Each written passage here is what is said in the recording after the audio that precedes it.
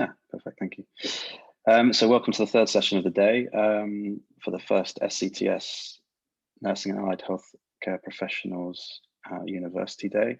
It's been a wonderful day so far. We've had some brilliant presentations, and I'd just like to thank everyone for taking part, and especially to Rosalie for organising this and really, you know, putting, as Tracy has said, a lot of blood, sweat and tears into this. So it's thank you very much for providing this opportunity for everybody and everyone that was involved with helping with this day. So we've got some wonderful sessions for you today. And the first one is about writing an abstract, but before that, I'm just going to repeat some of the housekeeping rules. So as we know, please feel free to use the chat at any time. And what we're going to do is we're going to collate the questions. And at the end of each presentation, we'll have a short 5-minute questions and answers time. And then at the end of all the sessions, we're going to do a 20-minute panel discussion. So we're going to collate the questions throughout. So please feel free to post anything in the chat. If you want to speak and get my attention, please just raise your hand on the reactions bar, and I'll make sure to keep an eye on that as well. We will be recording and tweeting the event. So again, please feel free to tweet about it and enjoy the tweets by everybody else as well. So first of all, we're going to, for the first topic, which is writing for publication workshop. And I have the immense pleasure of introducing Professor Fredericks. Dr. Fredericks is a nurse scientist whose program of research focuses on designing and evaluating interventions to support patients undergoing invasive surgical procedures. She has received advanced research methods training through the Canadian Institute of Health Research Randomized Controlled Trials Mentorship Training Program and the Cochrane Collaboration. She is an active researcher within the Cochrane Heart Group. Dr. Fredericks is a professor in the Daphne Cockwell School of Nursing at Ryerson University in Toronto, Canada. She is an active member of the Maurice Yates School of Graduate Studies and functions as a graduate student thesis supervisor. She has taught a number of courses in the graduate program, inclusive of quantitative research methods, program planning and evaluation, leadership in education, and health policy. From 2016 to 2019, Dr. Fredericks led a group of faculty members throughout the process of developing a proposal for a PhD in urban health program at Ryerson University.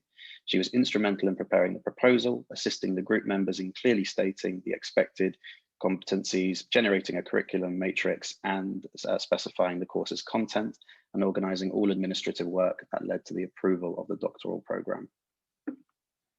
Dr. Fredericks has served as a member of the board of directors for the Canadian Council of Cardiovascular Nurses and the Lambda Pi Large chapter of Sigma Theta Tau International. She has also served as the editor of the Canadian Journal of Cardiovascular Nursing and is an associate editor for the Canadian Journal of Nursing Research. Dr. Fredericks' external link is an affiliate scientist at the University Health Network's Toronto General Research Institute.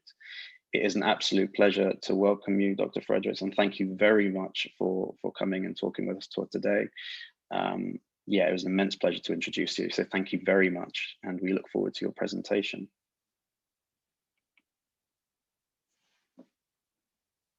Sorry, thank you, Ashley, and for the introduction, and thank you, everyone. It's a pleasure to be here. I'm going to share my screen with you in just a second.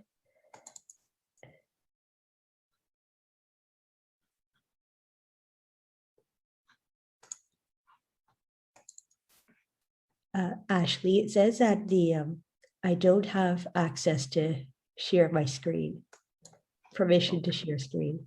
Okay, let me speak to Gaston or Rosalie if there's a problem there, or if somebody can share your slides for you, maybe.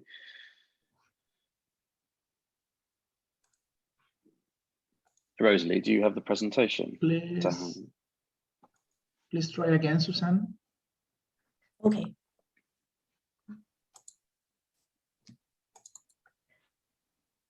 Yeah, I'm still not able to share it. It says allow, I need to have access to allow sharing of screen. Okay, perfect. Thank you. Thank you. So Rosalie, you're controlling it, right?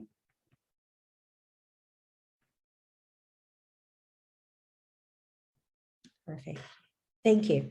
So hello, everyone. Good afternoon. And my name is Suzanne Fredericks. As Ashley had stated, I'm a professor from the School of Nursing at Ryerson University in Toronto. The focus of this presentation today will be on writing an abstract. Can you please change to the next slide? Thank you. So if you are at the point where you are drafting an abstract, then congratulations are in order. This means that you more than likely have generated either research findings or some sort of research information to share. So well done if you're at this stage. So writing an abstract means to extract and summarize. So think AB, absolutely, STR, straightforward, and ACT, actual data presentation and interpretation.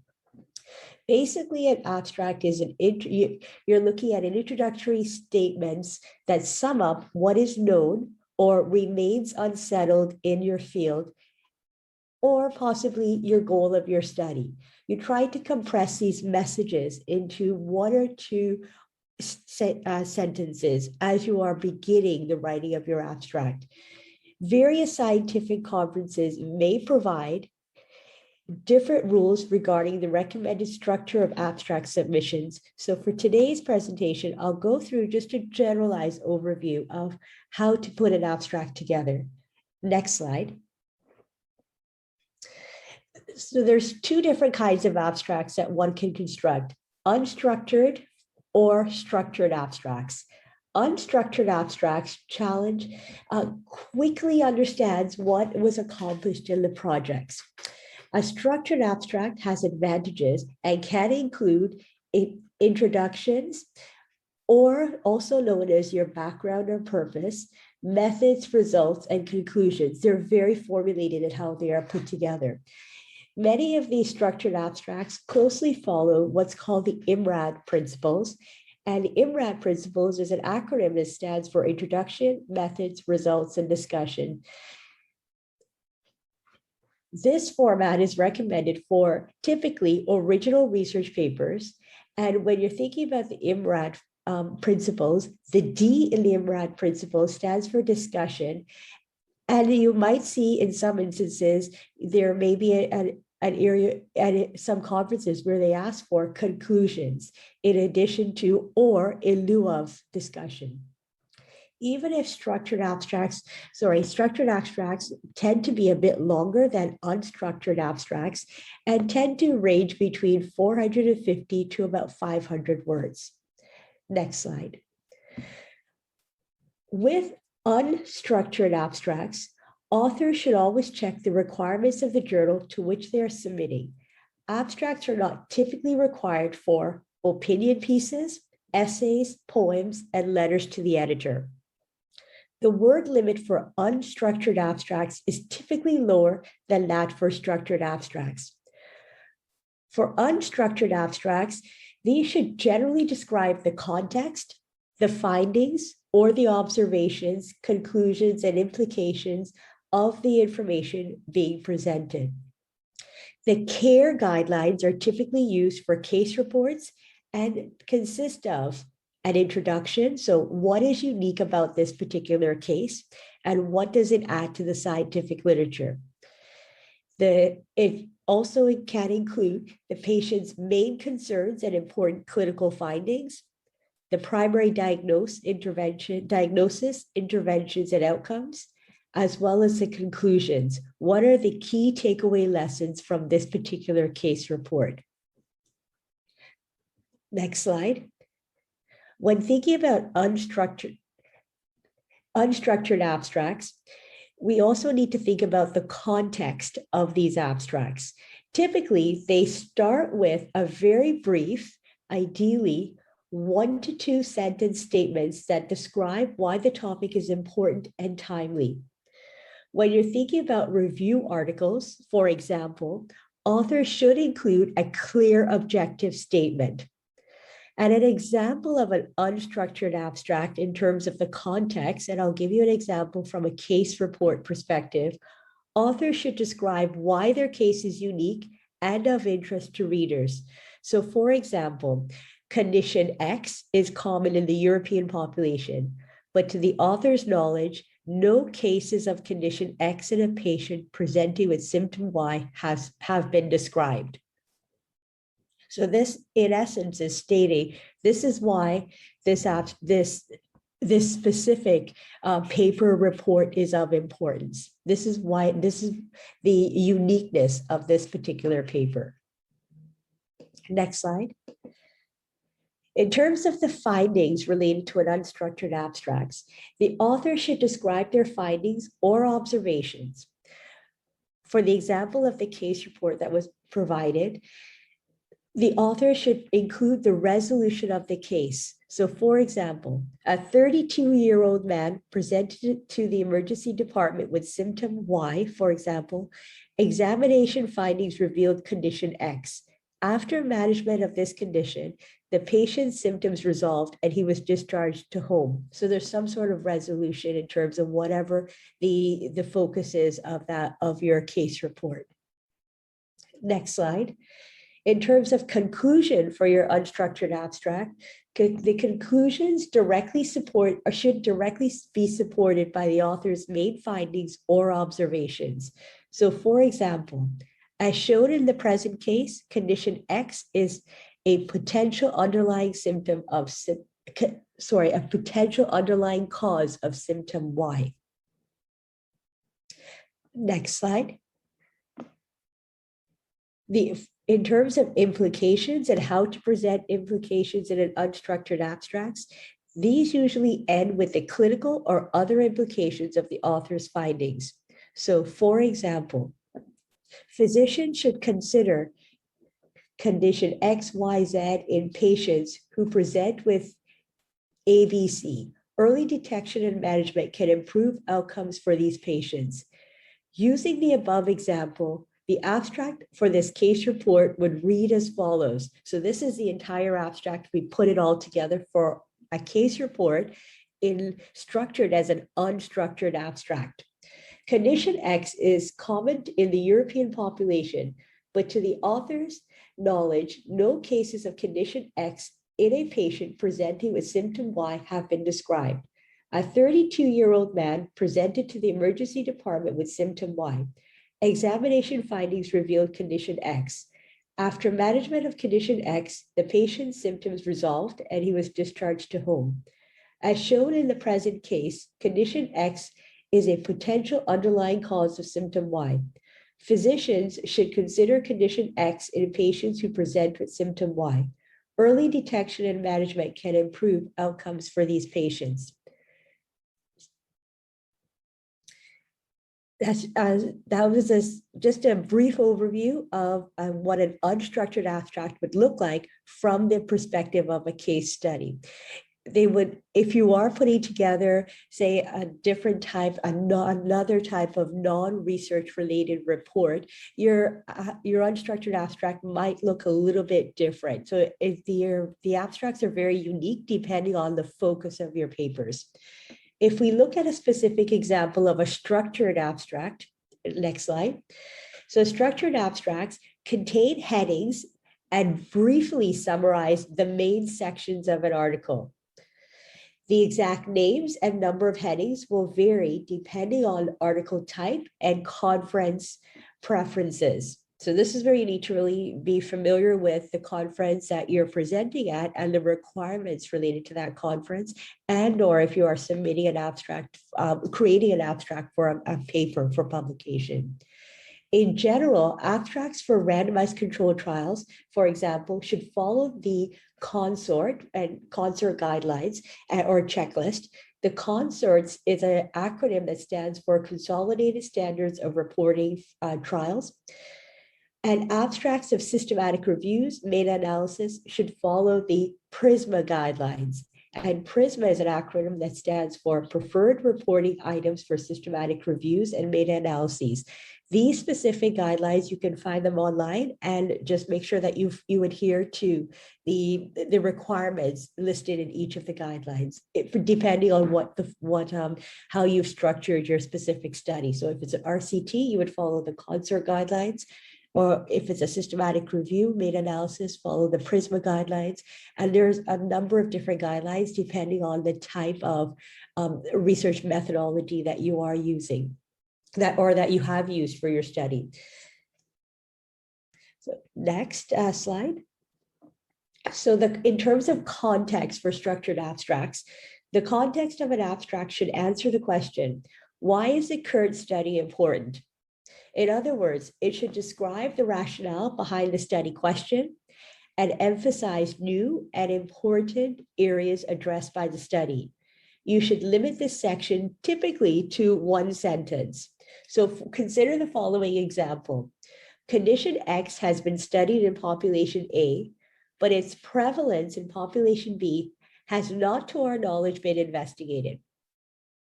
In the example, the context statement describes the importance of the study and why the study was initiated. Research is lacking on the prevalence of condition X in population B. Next slide. In terms of objectives, the objective section of an abstract should contain the study's primary objective. Key secondary objectives are also appropriate for this section, but may be omitted because of space constraints. So the objective can be phrased in a to, so the TO, beginning statement. For example, an example of an objective is to determine the prevalence of condition X in population B and to compare findings with previously published data in population A. Next slide. In terms of methods, the methods section of an abstract should state the study's design, setting, participants, interventions, and main outcome measures.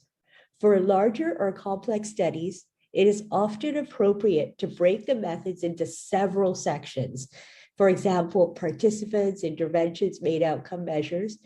It is unlikely the authors will be able to include every aspect of their study methodology in the abstract. To keep the abstract concise, though, authors should list only key study criteria, essential features of the intervention, and primary outcome measures. For example, for this descriptive non-experimental study, participants, bracket, age older than 18 years of age, from population B in the B region were recruited from March 2019 through to December 2020. Participants were excluded if they had a history of symptom Y. The authors gathered data on condition X from population B and compared them with data from population A. Again, determining what elements of your methods chapters you would like to put into the abstract, it depends really on you, but you don't have to, and actually it's not that you don't have to, I typically will not have the space to include all areas of the method section in your abstract. So just highlighting the key areas is of importance. Next slide. In terms of results, the results should contain the main outcomes of the study and their statistical or clinical significance. Findings should be in the form of raw data, so not just percentages, and be accompanied by relevant statistical information. So it's just a few statistics in there. Authors should ensure that findings are included for all outcome measures described in the methods.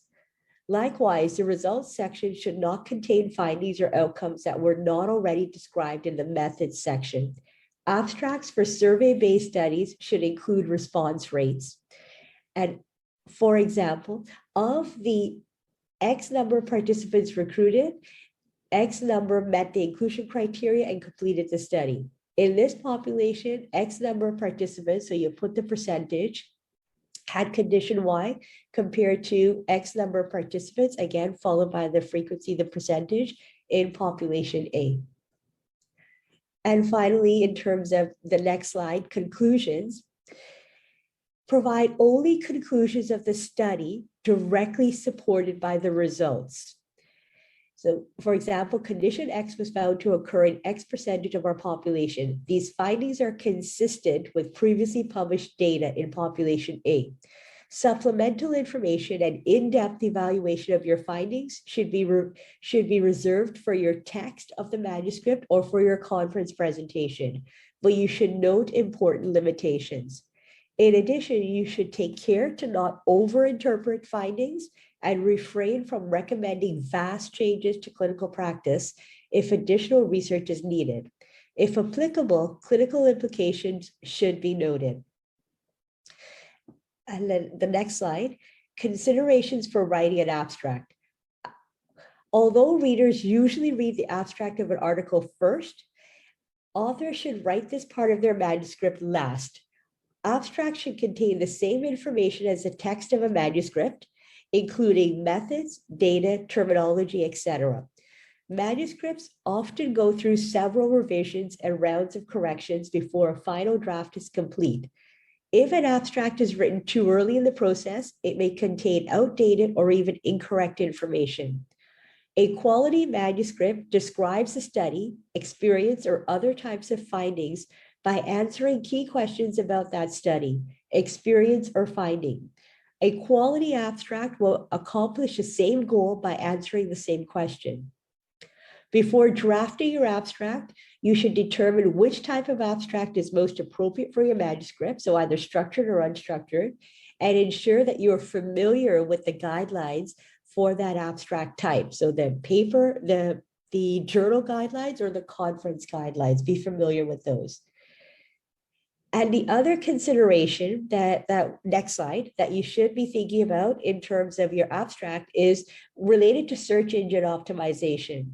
So a clear abstract will improve the paper's search engine rankings and will influence whether the user finds and then decides to navigate to the main article. A poorly written abstract can lose the reader's interest and undo the benefit of the study results. While an abstract may appear in search results, the potential reader may go no further. So you need to ask yourself when you're putting your abstract together, whether or not does the abstract do justice to the manuscript and the context? Does it highlight important findings sufficiently? And does it present the most interesting data? And ask yourself, one of the key questions here is, does the abstract highlight the important findings of the study? Thank you. Any questions? Professor Fredericks, what a lovely presentation, and thank you so much for being here today. That's a wealth of decent information and knowledge that we can use. So thank you very much. We really appreciate it. We have got a couple of questions, if you don't mind. Sure. So the first one is thanking you for a wonderful presentation. I wanted to ask, they hear a lot from students or junior staff that carrying out research, if the results do not support the hypothesis, should you still try to submit an abstract? I think there's a lot of varying responses. There's a lot of debate in terms of whether or not you, and I'm assuming you're asking in terms of non-significant findings, right, of your study results.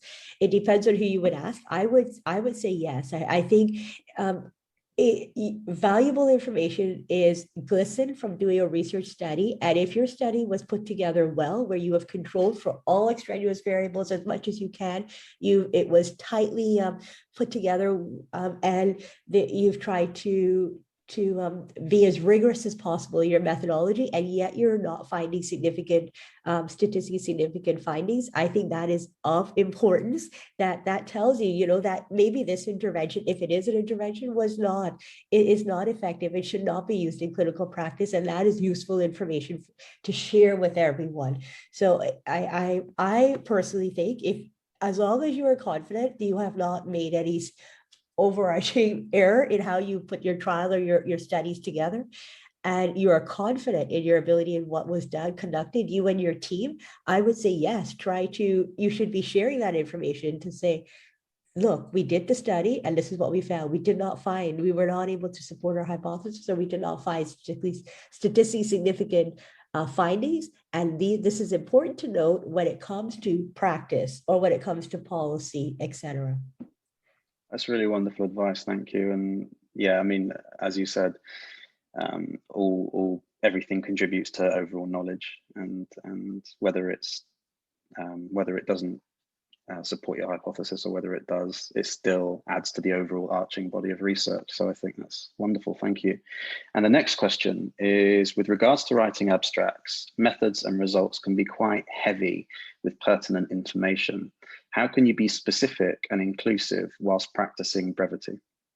Right. I think this comes with experience. The more you do it, the more you'll be able to discern what you should or should not be including. What my suggestion is, if you're now starting out in terms of putting together an abstract or even a manuscript or preparing for a conference, I would encourage you to seek out a mentor, someone that you trust that will give you that critical feedback. Not someone that you particularly can say, this is my best friend and they'll always support me. You're not going to get good feedback with that individual. You need someone that you know will give you the honest critical feedback and help guide you, and work closely with that individual and seek out feedback, seek out critique of your drafts before you submit it, if this is your initial attempt at putting out an abstract. That's really wonderful advice. Thank you very much. Yeah. So we look forward to, oh, I've got another question, sorry. Thank you again, everyone's thanking you because it was brilliant. Should one go through the findings of similar research before performing your own? Would the findings bring a bias in the results of your own study? Should one go through findings of similar research before? Yes, of course, you must do a very thorough literature search before you put your study together. Would the findings bring a bias? It should not bring a bias. You need to know what's out there, what work has been conducted already in order to inform your study. So I wouldn't term it as a bias. I think if you're terming it as a bias, you've sort of made it into a negative. I would say you're using it to help frame and to revise how you plan to put your projects together. So you definitely need to have a thorough look at the literature. Yes. Wonderful, thank you. So we'll be seeing you in the panel discussion very shortly. So thank you very much. Thank you. We're now going to move on to the second talk, which is submitting an abstract to the SCTS. And I have the great pleasure in introducing Helen Monday. Are you on? I am. Can Hello. you hear there? I can, thank you. I'm sure. So, it's a pleasure to introduce you. So Helen's nursing career spans nearly 40 years, of which 30 years were at Royal Papworth Hospital, where she held a number of senior nursing roles, including critical care practitioner, clinical research nurse, lead nurse for practice development and trust matron. Having trained in London in the early 1980s at Guy's Hospital, Helen decided to make the move back to London in 2018 to take up the position of matron for cardiothoracic surgery and respiratory medicine at St. Bartholomew's Hospital, never for one moment having anticipated the challenges that COVID would bring at this stage of her career. Helen recently stepped down as nursing and AHP lead for the Society of Cardiothoracic Surgery, a position she held for 4 years. It's an absolute pleasure to introduce you. I see you around Barts a lot, so it's wonderful to introduce you, and I very much look forward to your presentation. Thank you. Thank you very much. Apologies that I haven't been able to hear all of the presentations so far, but actually just hearing the end of that excellent presentation there from Professor Fredericks, I think I see my my job in this presentation to actually try to encourage people who might be a little bit concerned, intimidated, possibly shy of presenting an abstract to a large meeting such as the SCTS forum, but I'd like to sort of demystify that a little bit and actually say that we're always delighted to receive abstracts from like-minded colleagues, and it's a superb opportunity to share your work, to network, either as an oral presentation or a poster presentation. Sorry, may I have the next slide, please? Thank you. So, so what I'd just like to do is talk about how we approach this within the Society in preparation for the meeting. As everyone will know, and as I'm sure we'll hear throughout the next couple of days, this is of course an unprecedented situation that we find ourselves in. But in normal circumstances, the submission date for abstracts is usually the 5th of November every year for ahead of the March meeting. Clearly that has changed a little bit this year, but that's generally a date to have in mind. So the call for abstracts generally goes out the beginning of mid-September with a submission date by the 5th of November and all an online process. Next slide, please. So the marking criteria that we use, this is very much based on a on primary research, really, and we appreciate that not all colleagues will have done a research study per se. So the purpose of this really is just to identify the broad context in which we mark the abstracts, but recognizing that not everyone will sort of neatly fit into into this section. So the impact of the work, what relevance does this work have in current in the cardiothoracic practice? Is it something that has already been done? And it's just repeating what has already been done within a different organisation, or does it extend previous work that's been done and possibly presented at this meeting, or is it completely original? The data analysis will be different depending on what kind of study it is. It could be a case control, randomized trial. If it's not a study at all, in terms of a research, using a research methodology, it might be a service evaluation or a quality improvement program, in which case what kind of indicators have you used to demonstrate the benefit and the success of that project? And is the conclusion clearly stated in the abstract? Now, it might be that when you're submitting, perhaps in September, you're only halfway through the project, that you're planning to present at a March meeting. And that is absolutely fine to say that in your abstract, that you might not be at a point of having the conclusion there, but it's demonstrating the intent that will be there for presentation. Next slide, please.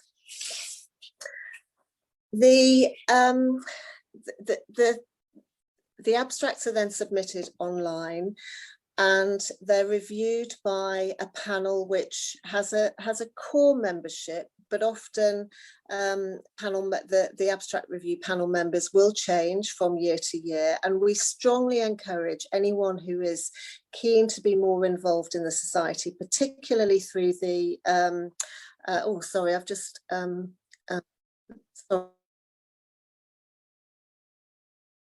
Unfortunately,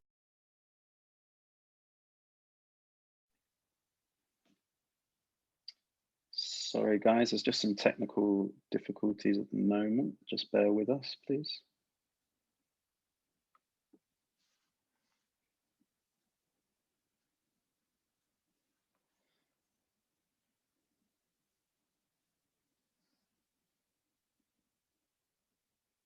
Gaston, is there a way to get to see what's happened here? Sorry, I was freeze. Repeat me. Pardon? Could you? Helen was out. He's returned to the room. She's back. Thank you. Yeah, you're welcome. You're back with us, Helen. You're on mute at the moment, Helen, if you wouldn't mind just. Right, can you hear me now? Perfect, absolutely perfect, apologise. thank you. I'm doing this on my phone, and unfortunately I got a call in the middle of it from Bivana of all people. So sorry about that. Absolutely fine, thank you.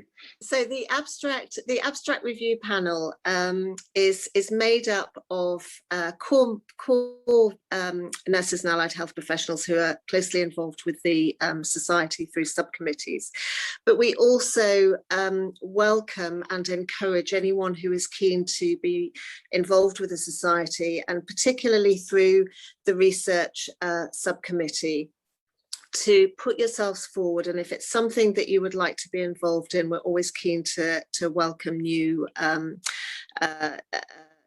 reviewers to the panel. And we're also very fortunate to have strong links with the EACTS nursing and AHP colleagues as well. So we have support from them when it comes to reviewing. It's an independent online scoring system that we use as per the criteria that was shown in the previous slide, and then we meet in person when we can to determine which papers would be have scored the most highly and would be put forward to oral presentation, if that's what has been signified in the abstract submission. Or it might be that it's something that lends itself well to a poster presentation, and in which case that would be offered. As you know, we do mark the papers and mark the abstracts at the meeting. So it is something that I would strongly encourage members to think about submitting. Next slide, please. So as I say, that not all abstracts will lend themselves to being a research project per se, but service evaluation, quality improvement projects are things that that we're very keen to hear about. And I've already talked about where you might be with the conclusion. And what I would be saying to people who might be thinking about submitting an abstract is it something that, as a cardiothoracic professional, something that you've been involved in, that you think, actually, I would like to share this with colleagues around the country, internationally. It's a message that I think other people would like to hear. Is it something that's unique to your service that might not be done elsewhere?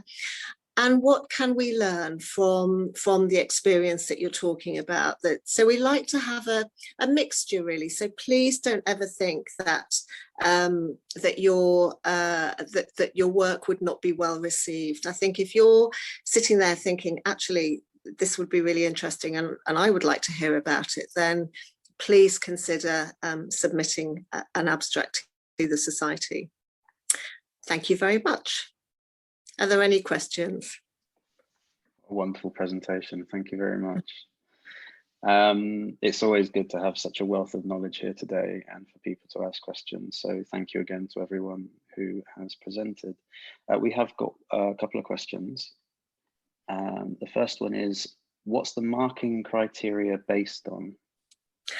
So it is a little bit subjective, I have to say. We use as I say, the slide that I showed you there that talked about impact, originality, data analysis, and conclusion, has a broad scoring system attached to that. But there is a little bit of poetic license, I think, amongst the reviewers, in so much that we all come from a cardiothoracic background with and bring a varying degree of experience and knowledge to that. And I think if anything, we probably err on the quite a generous side, that if as I say, the University Day, the meeting itself is our main priority is to encourage people to attend and to hear about what is going on elsewhere. And we really don't want to put people off by almost having an unrealistic expectation.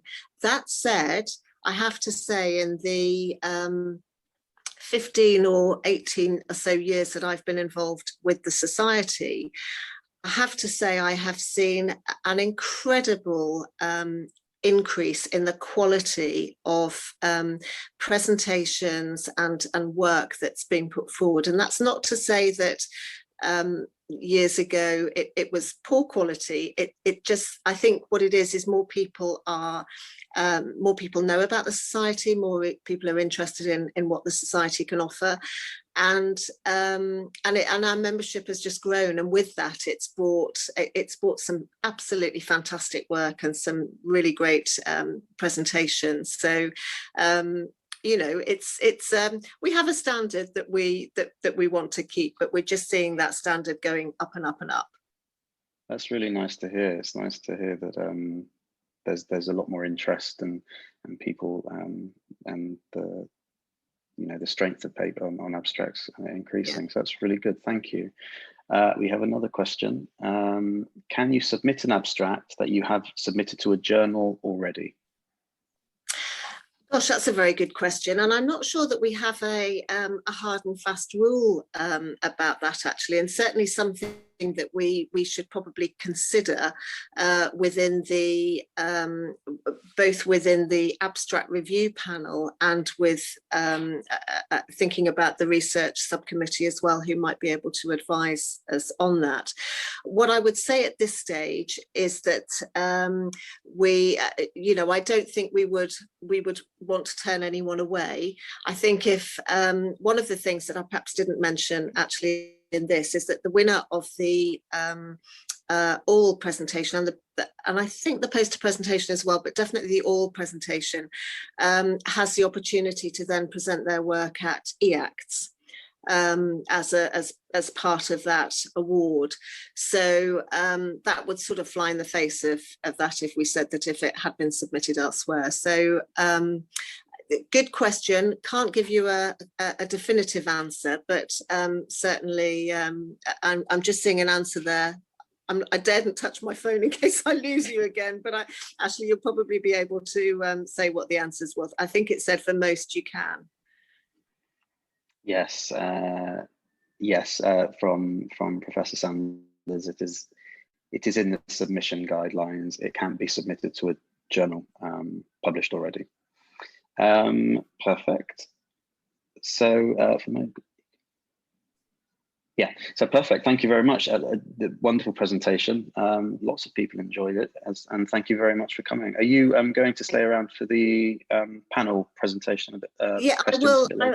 I will try to. As you can see, I'm at work today, unfortunately, yeah. But we'll be able to give it my absolute undivided attention tomorrow. But yes, I'll do my best. I just know there are a couple of things that I do need to get out to. So. Yeah, no problem. But thank you very much for the opportunity to talk about this. No, thank you for attending, and thank you very much for joining us when you're at work as well. That's really appreciated. Thank you. Thank you. Okay, everyone, thank you very much. So we're going to go on to the third presentation of the session now, and that is writing for publication. Oh, lost me. Yes. Writing for preparing and submitting the manuscript, and I have the absolute pleasure in introducing Tiny Jarsma. Prof. Tiny Jarsma is a professor in nursing science at Linköping University in Sweden and the University Medical Center Utrecht, the Netherlands. Her research focuses on the consequences of heart failure for patients and their families, and developing and testing interventions to enhance their self-care. Results are published in over 400 publications, ranging from short practical communications to scientific publications in peer-reviewed journals. She is the editor-in-chief of the European Journal of Cardiovascular Nursing. Her professional activities include membership to national and international committees, ACNAP and HFA, and guidelines reviewer and member of editorial boards. It is an absolute pleasure to introduce you. Thank you very much for coming today. and we very much look forward to your presentation. Thank you very much. Thank you. Thank you so much for the opportunity to talk about publishing and my most favorite hobby and part of my work, I think. And great to see a lot of people here on a Sunday.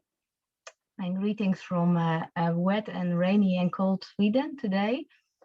I am, as you see in my Twitter handle, I'm the editor-in-chief of the European Journal of Cardiovascular Nursing, and I, of course, also have a name, Tini Jarsma. And I would like to talk to you about writing and publishing a scientific paper. And of course, you all understand that in 20 minutes you cannot learn this.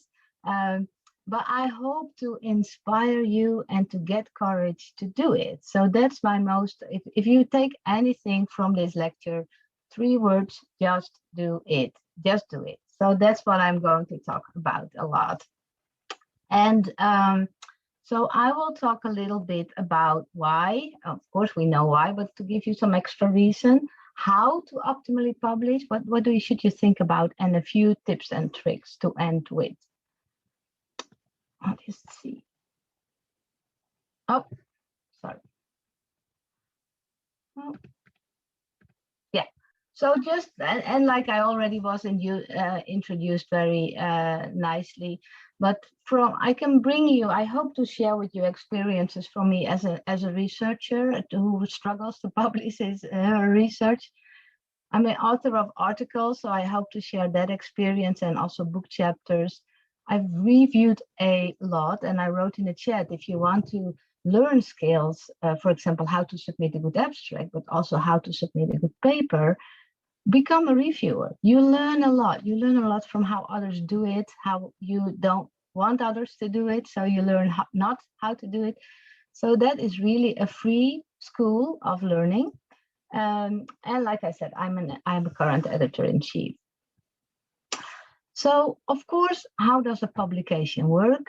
You have a story to share. And that's the same for abstracts, where the previous speakers refer to, but also for an article. You have something from your practice, from your research, from your service, from a patient that you want to share with someone. That is number one.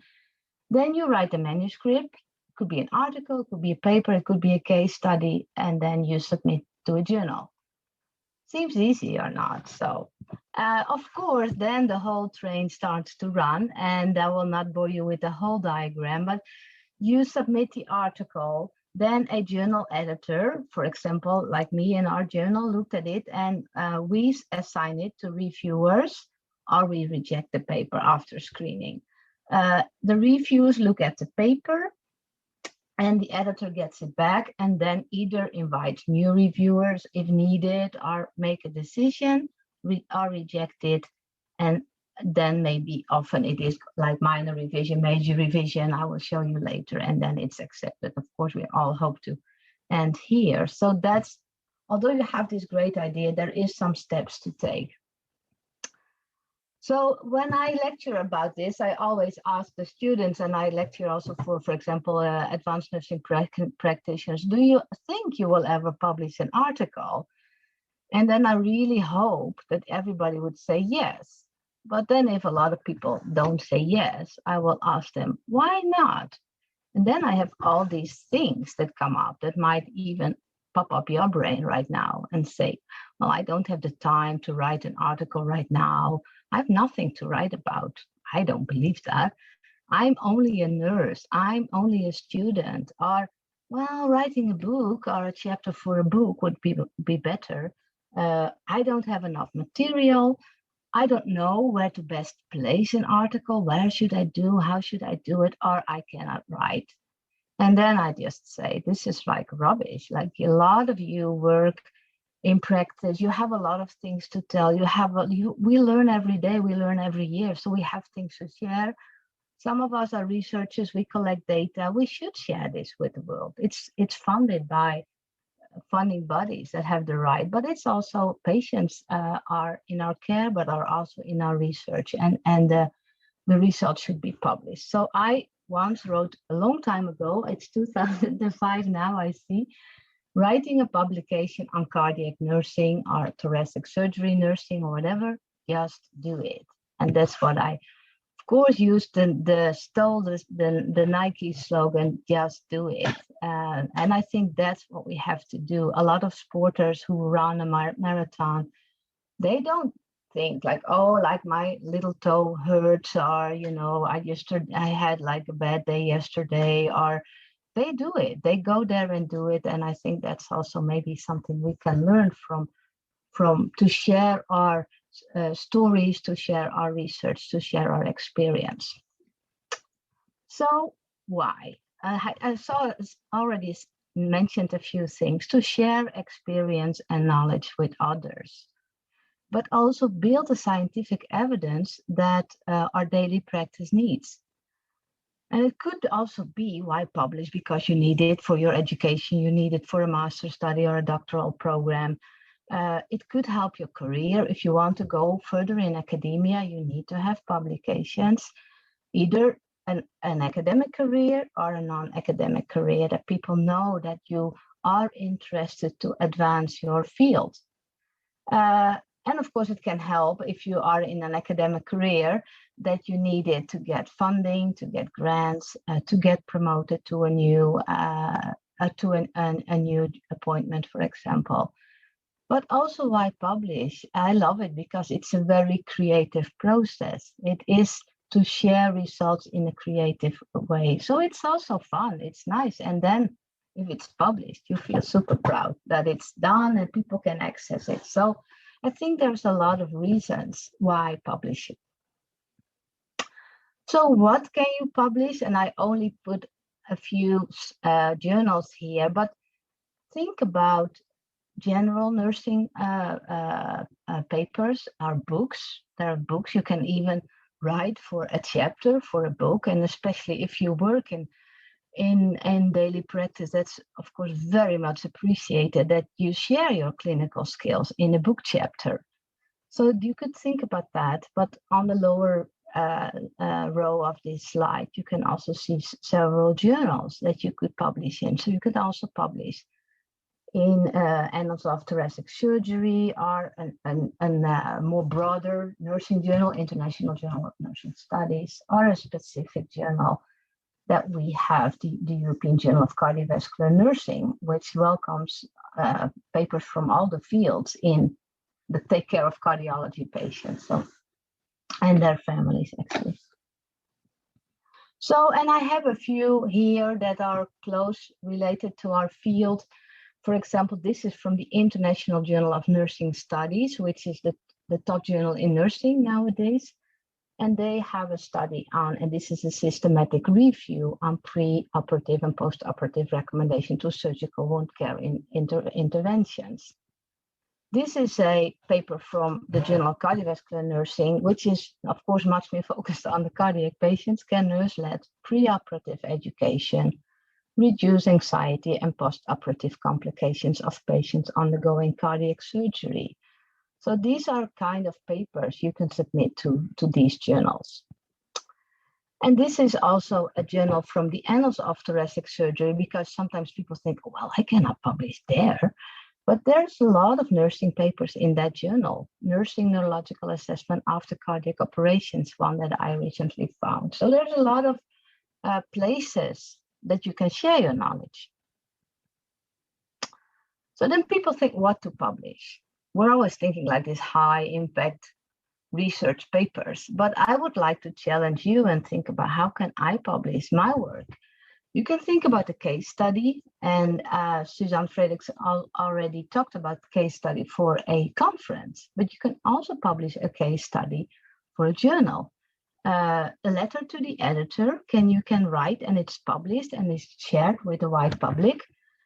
Of course, you can write a full paper or a short paper, a research project or an innovation project like service development projects, systematic reviews, meta-analysis, an editorial, an opinion paper. If you feel like this is how we have been treated or how we have been dealt with now, for example, during COVID pandemic, this should have been done or that, or anything that happens, you have an opinion, you could actually write an opinion paper. So think about that when you want to share your experience. And this is a an example from a case study. This is the utility of boxing for cardiac pre-rehabilitation, so before patients go into surgery. And this is a very recently published case study in our field. And it describes how one patient was prepared to get surgery and they used golf and boxing. It's a very cool paper actually, but it shares results. And here is the abstract, and I will not read it to you totally. I can send you the slides if you want it, but they had a patient with heart failure, etc. So you can also see it's not only a cozy story you tell during a glass of wine to your friends. It is a scientific approach. You write about the case, and you write about how you solved or how you treated the case and what were the results. But I'm sure that you have a lot of cases to share, that you could learn your colleagues in the world how to maybe treat a patient, or how to a mistake you made in your team, how you work with that, for example. So a case study is something you could publish in a scientific journal. And this is just one, I think, one other example I want to share about an opinion. So this is a letter to the editor, a comment. And this is an example from my own team, where we saw a paper in European Heart Journal on psychology and cardiology. This was the original paper, a meta-analysis, but in that paper, they did not talk about the heart failure patients at all.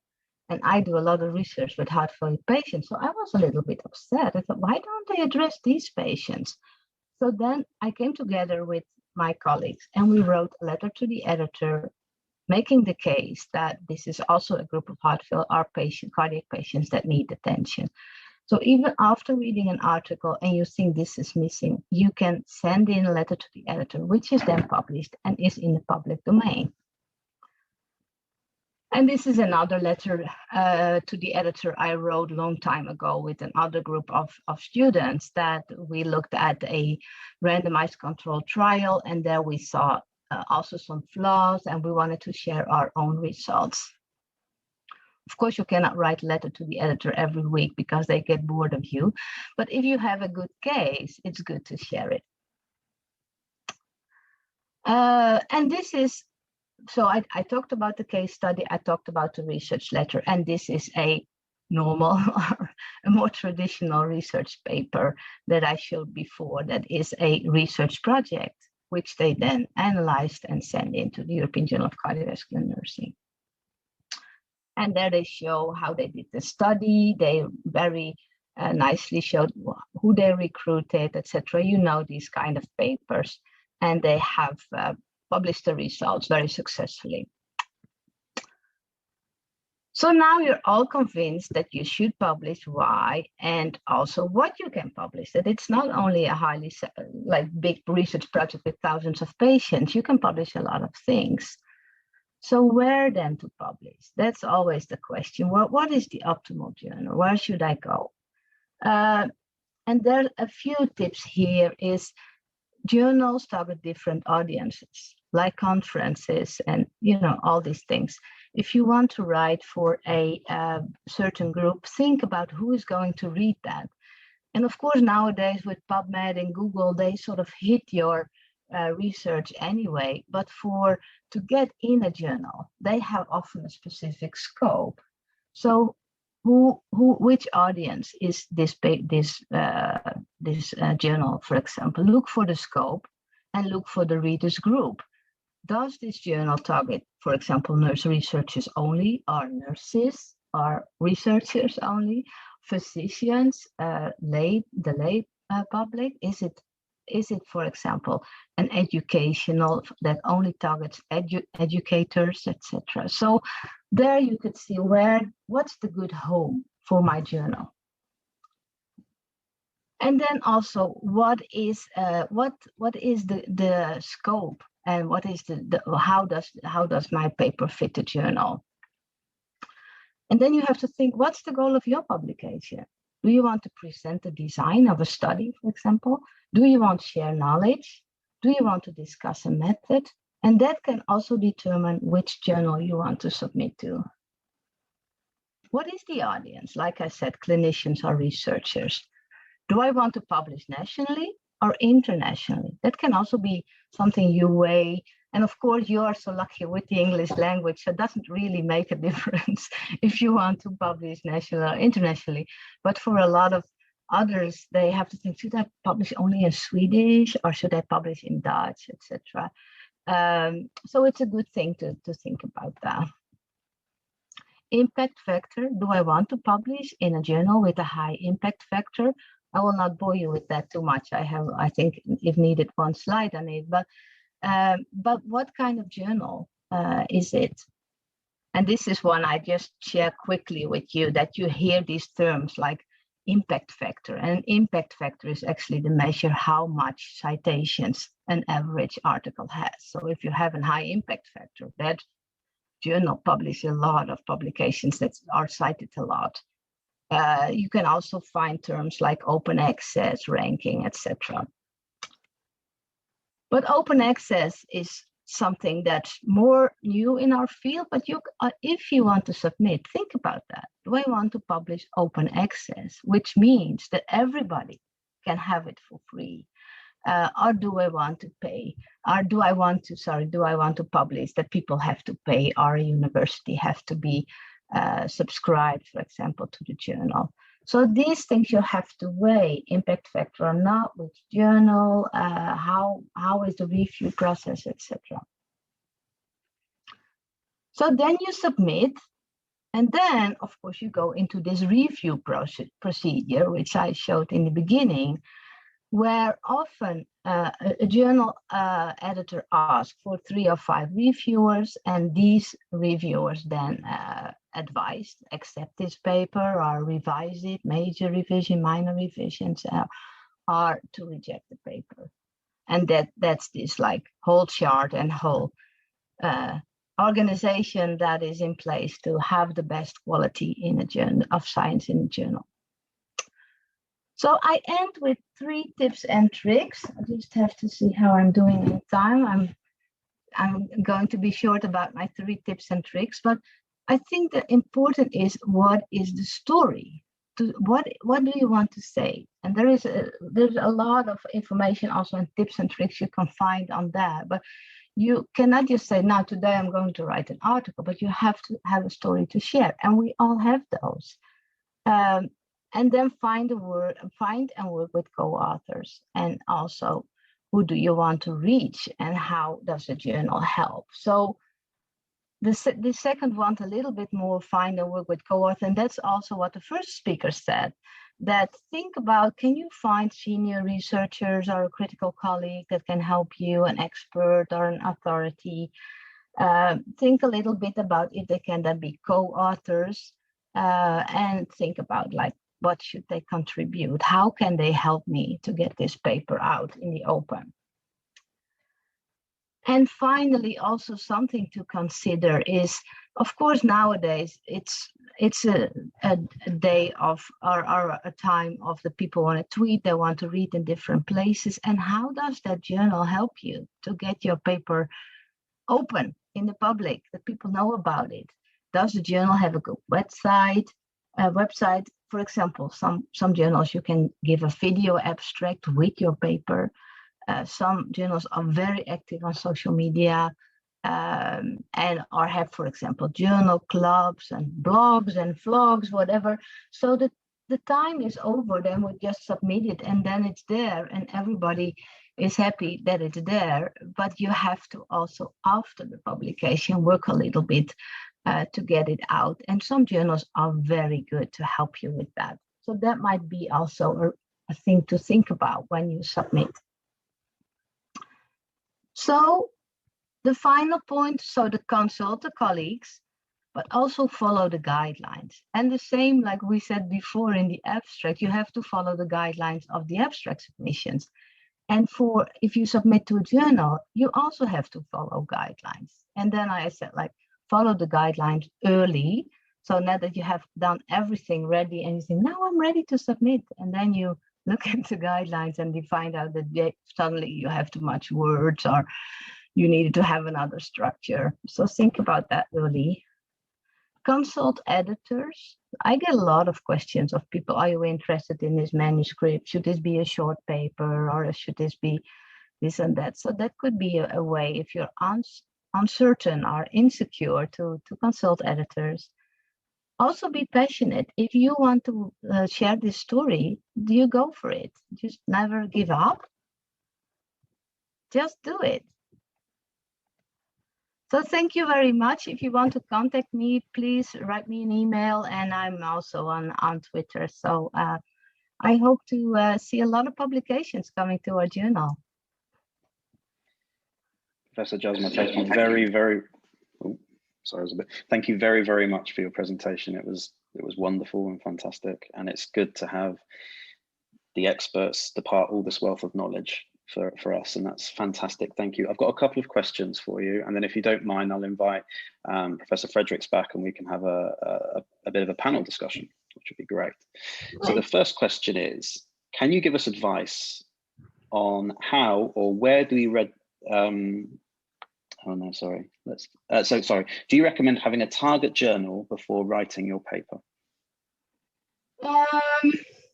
Yeah, I at least a refining. You write, like for example, I first write the method and the results, and then I do the discussion and then the introduction. In that process, I start discussing with my co-authors, where should we put this? Should we go for a cardiology journal? Should we go for a nursing journal? Because that frames how your introduction is. So yeah, of course, you don't know right away. Only if you have material for the New England, you would know, I will go for New England Journal of Medicine. But most our papers, most my work during the process, I feel this is very much focused on cardiology or surgery, more medical angle, technology angle. I would not recommend waiting until you have put the last dot point. Oh, where should I submit it? That's too late. That's brilliant. Thank you very much. What I'm going to do now is, Professor Fredericks, would you mind coming back on? Because we've had quite a lot of questions for the panel, and that's quite nice. So it'd be good to to hear both of your opinions on these. So the first one is, any advice for time management when writing an abstract or a manuscript? Have you got any advice for time management? I suppose for people that are also working and trying to think about, finding the time. Well, I can start, Suzanne, and then you first. Yeah, I can start. It's important to dedicate time, and to maybe, like, this is how I do it. I put like in my agenda, work on this paper, and then also work on what part of the paper. So to keep it sort of feasible of myself, because otherwise what you do, you start with your first sentence in the introduction 10 times a week. But just to think, for example, I would say Friday afternoon, I'm going to write the first version of the method.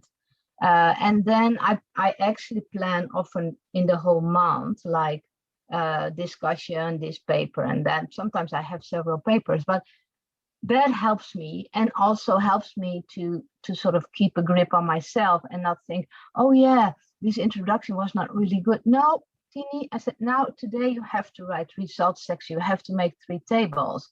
So that, and sometimes if you only have 1 hour, maybe in between shifts, or you finish the shift, you have 1 hour left and you have to go home and cook for your kids, then this hour I'm going to make table 1.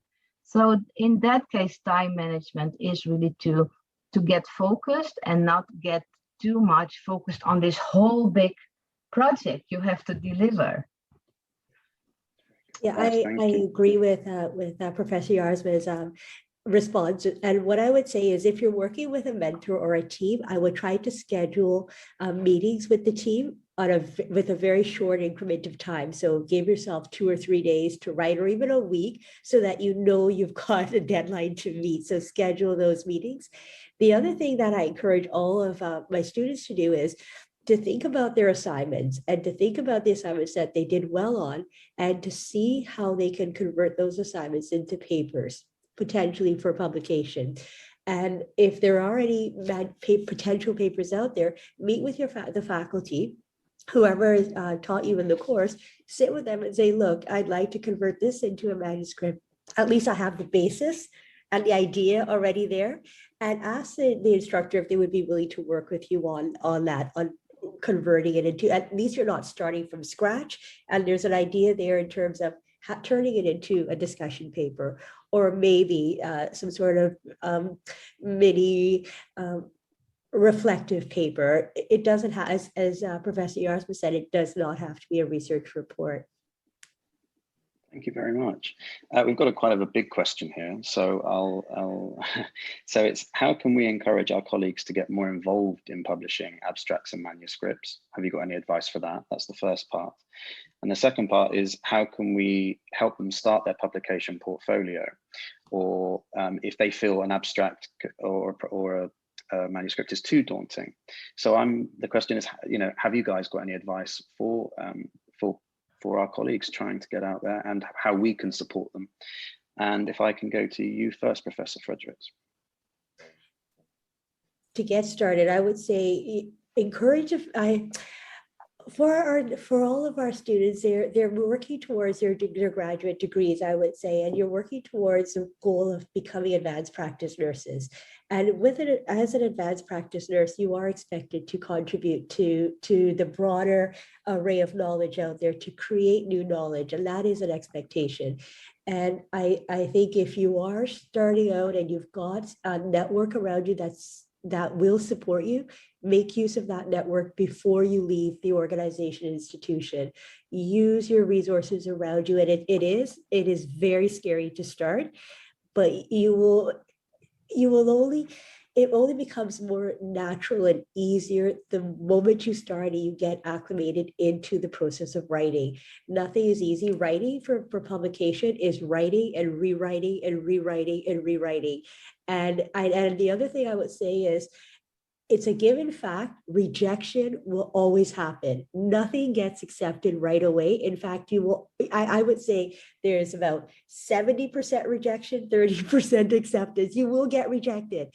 And as long as you accept that and you move forward, you say, okay, this did not go through. Let me use the feedback to help me to revise this paper and to think about how else we can craft it and put it somewhere else. So always think positively and use the feedback you're getting to revamp, but you need to take that first step.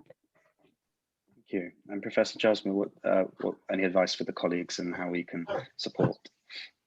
Well, I think these were great suggestions already made. And I think if we talk about how can we help our colleagues, that I think it's important to be role models, but also to be creative. For example, if you go to a conference like this together, normally we sit and have a coffee afterwards and you talk about, and then make that step. Couldn't we do something for the next conference just to help, and then help if you're a more senior person, to have our colleagues to say, let's do that. Let's start that. So I think that's a good example, and encourage. And like Suzanne also said, like, don't give up. And we always say here, there is a home for every paper or a home for every abstract. And sometimes you have to scale down a little bit. You start with this big villa project and then you feel like, But I think that is important, to find what's my best home. So if you ask, how can we help our colleagues? I think it's always this positive idea. And sometimes if you see a paper or if you hear a person speak, you would think, we could have done that. And to have that energy and then say, we do this the same, or we even do it better in our hospital. Let's show them. So I think that is, if we talk about how to help colleagues, it's to get them going and go with them. Perfect. Thank you very much, both of you. So on the back of that question, actually, one of the questions was, what advice can you give if an abstract or manuscript is rejected? So any advice on how you would handle that situation, but also can we resubmit the same paper or abstract at a different meeting or journal, or do we need to change things? And if I can open that up to you first, Professor Jarsma. Yeah, I think like I have like several mottos with my students. One is aim high, don't cry. So just go for a high manuscript or a big conference, like in our world, the European Society of Cardiology or American Heart Association. But then, of course, a lot get rejected. Okay, that's part of the game. So there, just to repack yourself and submit it. Yes, you can often resubmit a rejected abstract to another conference, or refine a little bit. A paper you can easily resubmit to another journal. If it's rejected, you cannot go back to the same journal, although you might feel it's like stupid that they reject it, but you have to go to another journal. But often what I do is I take the browse through the comments. I think, oh yeah, that's a good point. I just changed that. Or some things I just think, well, I don't think so. I submit it to another journal. So you can do that. And that's what I think if I can speak for we nursing and allied professionals, you often take it very seriously, or I think everybody. But anyway, I see a lot of people also, for example, if you apply for a grant or apply for a scholarship or a nursing prize or whatever prize, people are rejected and they, of course, are down, which you are. I'm also always down if I get something rejected. But then they stay in that pit, like, well, it's probably nothing and it was not a good idea at all in the beginning. But then I think their mentors and head of departments and also colleagues, you say, let's just try it somewhere else. There's a home for every paper. That's what we say. I like that saying. That's good. And Professor Fredericks, what would you advise? I 100% agree with TD, and I think when you do get the rejection, my suggestion is don't read the comments the same day. Give yourself at least 24 hours, calm down, and then go back and read it. And sometimes you might find the feedback is, sometimes the feedback doesn't make sense, sometimes it does make sense, but you're able to process it better when you take a step away and come back. And again, I 100% agree with TD. If it's worthwhile, then revamp it and send it. Don't give up. No work is wasted. And I think the worst thing is to throw something away that you've worked so hard on. That's never, ever do that, ever. Just keep going at it, keep doing it, as TD said, just do it. Keep revising it as much as possible. And if you're struggling, reach out to someone and ask one of your colleagues, one of your mentors, your supervisors to help you. Fresh eyes is always a good thing to look at your work from a different perspective. That's brilliant. Thank you. Another question that comes on the back of that as well is, how do you deal with the advice given under peer review, especially if there are contrasting opinions? And if I can take that to you, Professor Fredericks, first of all, please. Right. And I think this is one of the things you might need to reach out to the editor as well and to ask and say, I'm getting different advice here. I'm not sure where to go. But the first thing you probably should do is go back to your team and have a discussion with the team and say, this is what the plan is. This is what I'm hearing with the feedback. How should we interpret this? And do you think we need to have a discussion with the editor to get their advice as well? But it's hard to make a decision on your own. You really need to connect with your team on that and also loop in the editor from that perspective. But I would say, again, don't give up on that paper. If you're getting positive advice, there's something there. And if there's something that's a little bit different, then maybe you need to tweak it to get it to that level where it can be publishable. Great, thank you. Professor Jasmine. Yeah, I agree. I could not add a lot more, only to say that, yeah, contact the editor is good, but also that, if it's two different advices, one would just say, make an extra table, and the other would say, there's too many tables. There is like also often something, it's a matter of taste, or then you can contact the editor. And I sometimes write back, I said, we will be happy to delete the table. However, we think it is very informative, but we leave the decision to the editor-in-chief about this table or something. So that is easy. Of course, if people want you to do completely different analysis, then, and I agree completely with Suzanne, you have to go back to your team, but you also have to take a stand. because reviewers is also just people like you and me. And we also make mistakes. And if a person says, well, you should do like SEM analysis, and you think, well, I don't think so, then find a good way to say, well, the reviewer suggests us to do SEM analysis. However, we consulted a statistician, or we looked at this paper who actually said that this is not the best data to do this with. So be polite, of course. You can never say, you stupid reviewer, what were you thinking? That is not helpful. But you can make a stand. So we're not going to change this. And of course, risking rejection, but you don't want to screw up your paper because the reviewer wants to do that. So that is what I learned over time. You have a certain quality of your paper you want to deliver. If the reviewer does not see that and wants you to go back in quality or do things that are not right, then you just have to take a stand and say, we don't agree. Brilliant, thank you. Yeah. We've got lots of questions, but it's which is good. It shows that nice. There's lots of interest in it. That's really good. So as editors, do you give leeway in manuscript guidelines, as for example, word count, etc., or are you very strict when it comes to this? Yeah. And Professor Jasma, you first, please. I can start first. So if you want to have the official or the unofficial answer, the official answer is we are very strict. If the words get out that we're not strict, people But in art, what happens? We have 3,500 word count, for example. If people come in with a manuscript of 4,500 word count, I would just give it back and say, go back and make it to 3,500. If then people come back and say, now it's 3,700, we cannot cut more, I would just say, okay, we'll look at it.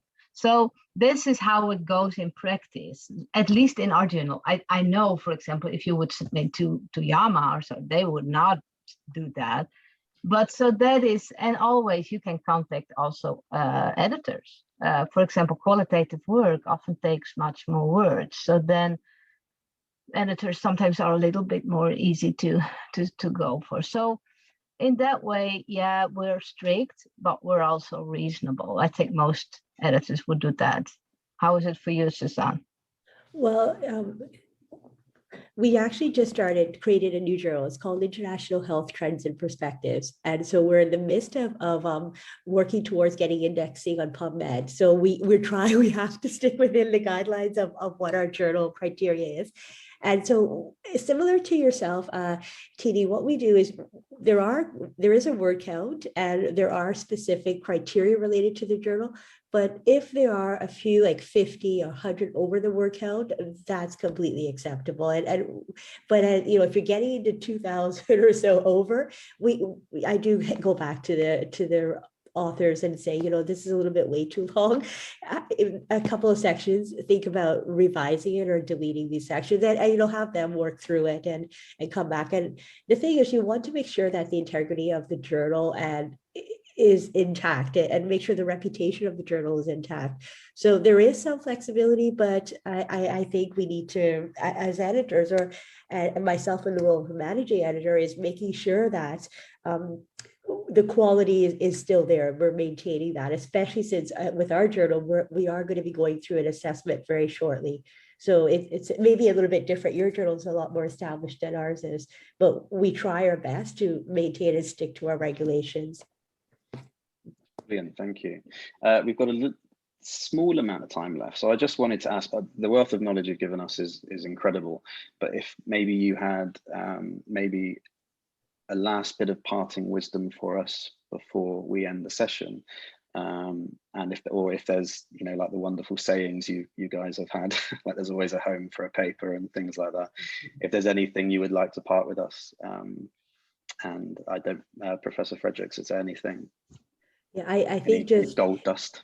Yeah, make the effort and do it. Now that I think even after today's session, or even right after you finish from the conference, just jot some notes down and think about the potential for what a paper would look like. And it's fresh, it's in your mind, and just make the effort and start.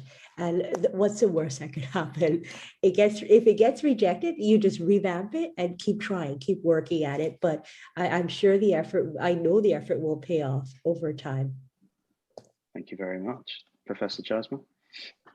Yeah, I would like to end and to a little bit following up on that, but like you make the New Year resolution, often you will, lose weight and get more exercise.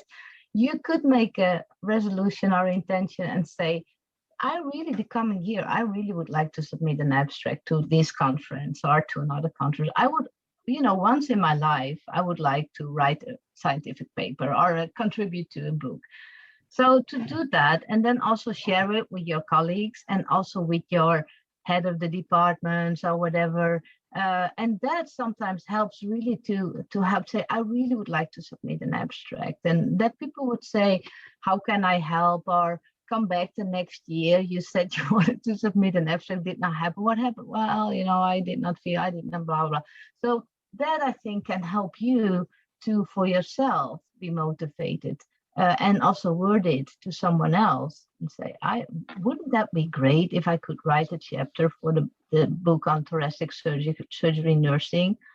And then the words get out, and then Julie Sanders or someone else is looking for a writer or a person who can chair a session or write an abstract and said, I heard of Tracy Bowden, she wanted to do this.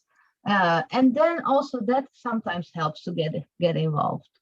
Sorry, I'm misusing your names. I read it. It's personal. I like it. Well, brilliant. Thank you very much, both of you, for your fantastic presentations and for all the questions. There were lots of interest. So thank you for taking the time today and being with us. We really do appreciate it. And for everyone who's been listening in, thank you. This was the third session of the first SCTS Nursing and Allied Health Professional University Day. So that's brilliant. And I would like to thank all the other presenters that have been presenting throughout for session 1 and 2, which is Professor Julie Sanders, Mr. Ricky Vaja, Sean Griffith, Ben O'Brien, Dr. Dylan Wills, Martina Bouge, and we've got Professor Fredericks, Helen Monday, and Professor Jasma as well. We've had a wealth of knowledge imparted on us, and we really do appreciate it. So thank you very much. And I think, and also just a big thank you to the organisers of the event and Rosalie for organising a lot of this and really putting a lot of effort into it. So thank you very much, Rosalie, for providing everyone a very great day and lots of valuable information from our experts. And I've thoroughly enjoyed it, and I'm sure everyone else has as well. So thank you very, very much. So this concludes session 3, and I hope that we can see you all again soon. Thank you very much. Bye. Bye, thank you.